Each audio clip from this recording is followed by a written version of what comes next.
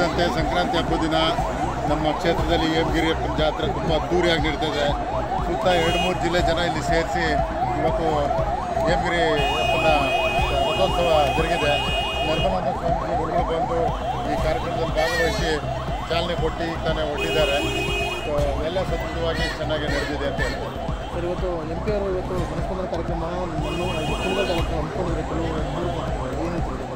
ಜನಗಳಿಗೆ ಒಳ್ಳೆ ಸ್ಪಂದನೆ ಮಾಡ್ತಾ ಇದ್ದಾರೆ, ಒಳ್ಳೆ ಕೆಲಸ ಮಾಡ್ತಾ ಇದ್ದಾರೆ. ನರೇಂದ್ರ ಮೋದಿ ಅವರು ಗೌರ್ಮೆಂಟಿಂದ ಏನೇನು ತಾಲೂಕಿಗೆ ಕಾರ್ಯಕ್ರಮಗಳು ಆಗಬೇಕು ಅದೆಲ್ಲ ಮಾಡ್ತಾ ಇದ್ದಾರೆ. ಇನ್ನು ಈಗ ತಾನೇ ಒಂದು 8 ತಿಂಗಳಾಗಿದೆಯಲ್ಲ, ಇನ್ನು ಮುಂದಿನ ದಿನದಲ್ಲಿ ಅದನ್ನು ಬಹುಶಃ ನೀವು ಕಾಣ್ತೀರಾ. ಸುಮಾರು ಅರ್ಜಿಗಳನ್ನು ಬರ್ತಾ ಇದೆ ಮತ್ತು ಇದನ್ನು ಕೆಲವು ಹಿಂದೆ ಇದ್ದಂಥ ಸಂಸದರು ಏನು ಕೆಲಸ ಮಾಡಲ್ಲ ಆರೋಪ ಮಾಡಿದ್ದಾರೆ. ಈಗ ಹಿಂದಿನ ಸಂಸದರು ಮಾಡಿದ್ರೆ ಇಷ್ಟೊಂದು ಅರ್ಜಿಗಳು ಬರ್ತಿರಲಿಲ್ಲ, ತಮಗೆ ಗೊತ್ತಿದೆ. ಅದರಿಂದ ಬಂದಿರೋ ಅರ್ಜಿಗಳಿಗೆಲ್ಲ ಸಕಾರಾತ್ಮಕವಾಗಿ ಸ್ಪಂದನೆ ಮಾಡ್ತಾ ಇದ್ದಾರೆ MP ಸಾಹೇಬರು. ಮುಂದಿನ ದಿನದಲ್ಲಿ ಒಳ್ಳೆ ಕಾರ್ಯಕ್ರಮಗಳು ಆಗ್ತವೆ. ಸರ್, ವಾಟ್ಸಪ್ ಫೇಸ್ಬುಕ್ಕಲ್ಲಿ MP ಕಾಣ್ತಿಲ್ಲ ಅಂತ ಹೇಳ್ತಿದ್ದಾರೆ. ಇದ್ರ ಬಗ್ಗೆ ನಿಮ್ಮ ಅನಿಸಿಕೆ ಏನು ಸರ್?